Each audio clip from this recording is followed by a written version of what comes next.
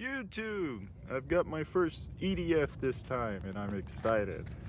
I've got internal power with the 30mm volantex F-16.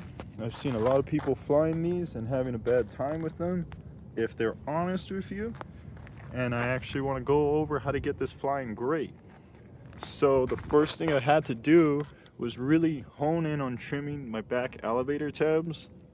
And once I did that, that's more trickier than it sounds, by the way.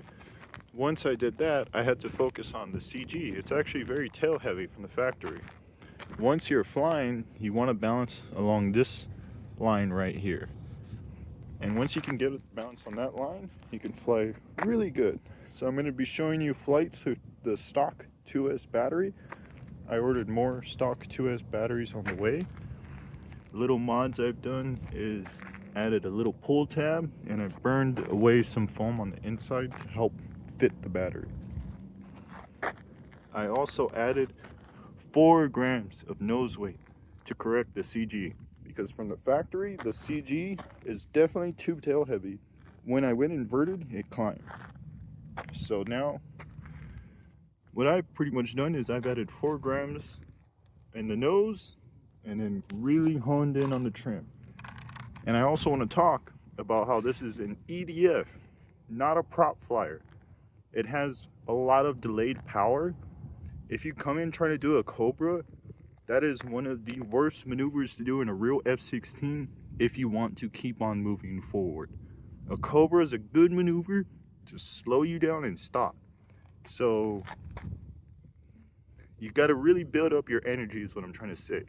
This F-16 was designed to fly at a high speed and keep it there. It flies really nice on full throttle. So let me show you that. Okay, I'm getting set up with my battery, and I just want to talk about volantex fly-by-wire system / AS3X they've tried to add this time around. In manual flight, it is not completely manual anymore. There is delayed elevator response and an expo across all the surfaces. The cool thing about this plane is there's only 2 servos that make it fly. We have the aileron servo and a single elevator servo connected using 2 control rods. So only 2 servos make this guy fly. They've added, like I said, an X-Pilot, expo, and some delays. So it kind of is exactly like the F-16 fly-by-wire system, where it's trying to not allow you to do a flick or something like that. Like, you're not supposed to be able to pull more than a certain amount of G's. So these are the gyro modes. You can see my servos move really fast, and then this is manual. That's full up and down as fast as I can, and that's ailerons. You can see it has a fly-by-wire system, but check out this. This is manual mode, right? You see the ailerons? They move, but they're not holding it in place. Check out the bank angle.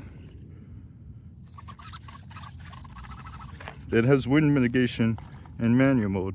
And because of all that fancy stuff that they've tried to add, I fly with 0 expo on my remote, which allows you to play in between the gyro modes without any problem.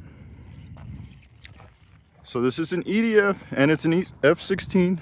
They're designed to fly at high speed. They are not designed to lose energy instantly, so you have to hold a lot of speed. So like I said, I'm flying with no expo or anything, so you should be able to do this with the stock controller. You just have to have really intentional inputs. You cannot have extreme inputs on this plane, but you can have extreme flights. So I have a 3-minute timer for the stock battery. I want to make sure my camera's good real quick.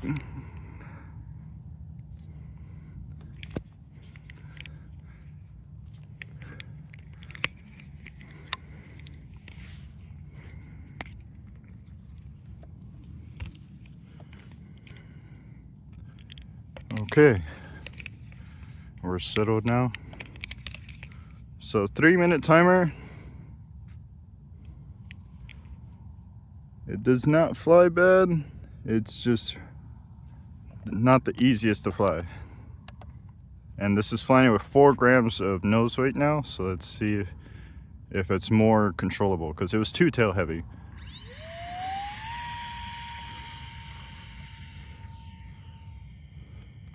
That was a manual flight takeoff, by the way. Just flying in full throttle right now, checking its trim.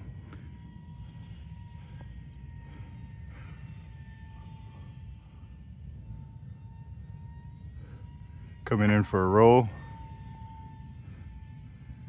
So you can see, this is full throttle. I'm keeping the energy and the speed up. So even when I do a loop, I'm not gonna try to like high alpha cobra it when I get out of it. I'm gonna try to keep my speed.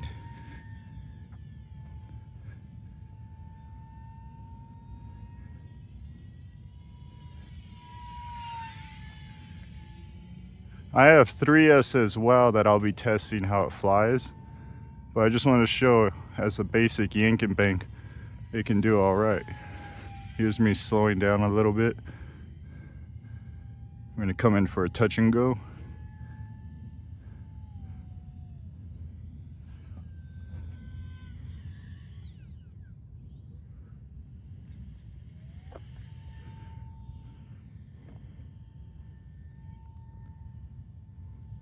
It was trying to stall me on the 2S.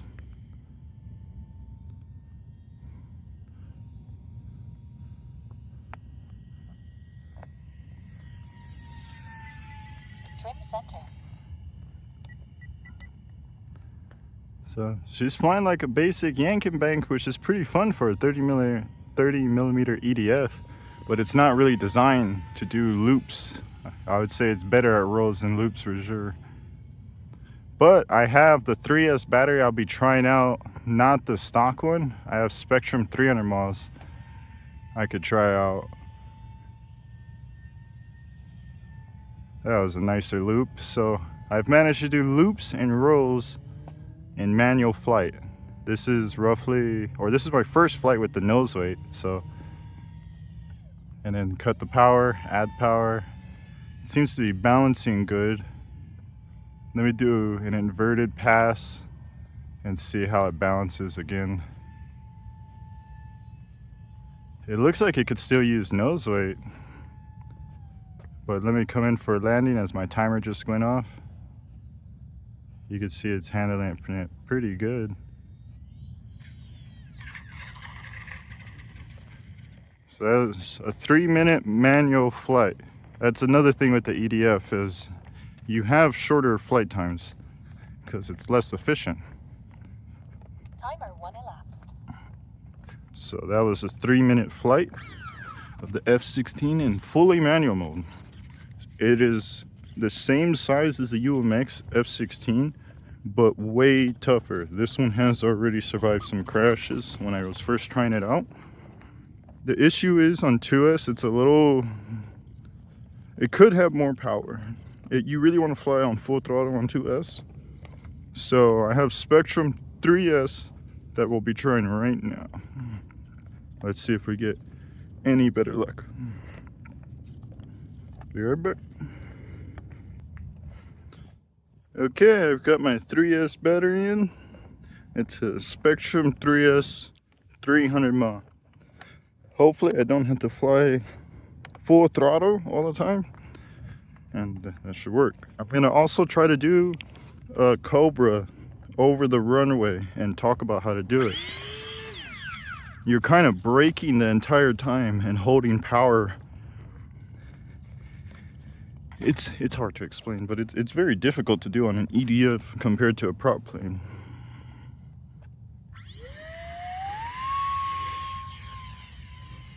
So this is 3S 300 mAh. We got a 3-minute timer as well.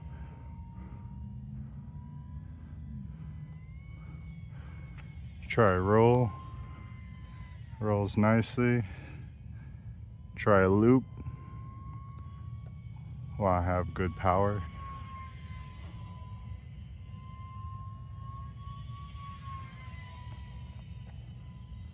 It's definitely doing the basics how we wanted it. This is with 4 grams added nose weight and the Spectrum battery. I would say if everyone saw this fly this way, this jet may have been more popular. But it was definitely tail heavy. You could even add more like 4 grams, 5 grams to the nose, I mean, and have a lot better performance. But man, it's quick. It's flying like maybe 70 miles an hour. Let me do another pass real quick. I mean, that's pretty quick right there. It's handling bank and yanks pretty sweet. Another loop, because that's the harder thing to do. So you can see I'm rolling it, I'm looping it, and I'm telling you, this is in manual mode.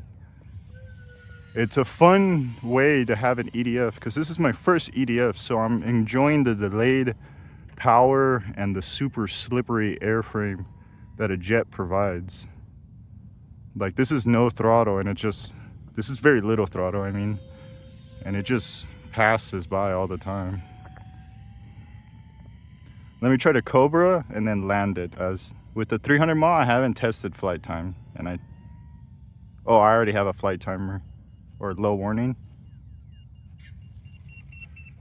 Don't panic. Okay, so that was a little under 3 minutes for my 300 mile battery, but it had really good power, and I was really laying into the throttle actually.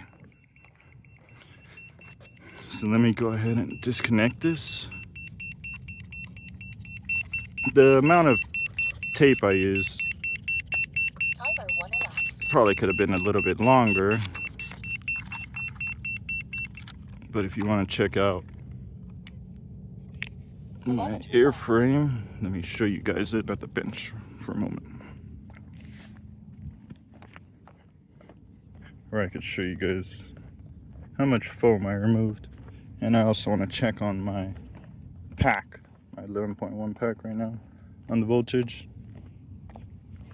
So I got to figure out about the biggest 11.1s I can fit in here. I think that's my next step. But it can fly well, especially on 3S. It has the power, you just need to have the balance.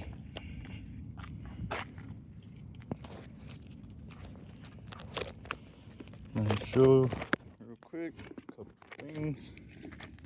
So that's why I had the battery, and in my other planes I have the Velcro right here. So I just line it up like that.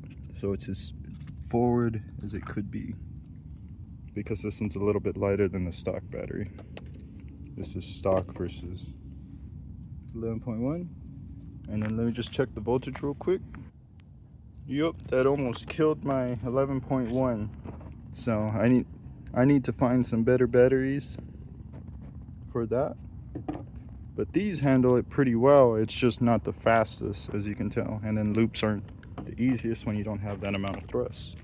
So it doesn't fly too bad. A little bit of modifications I did here. Added some hot glue in the back to make it hold down better. Here's the canopy tape. So here you go.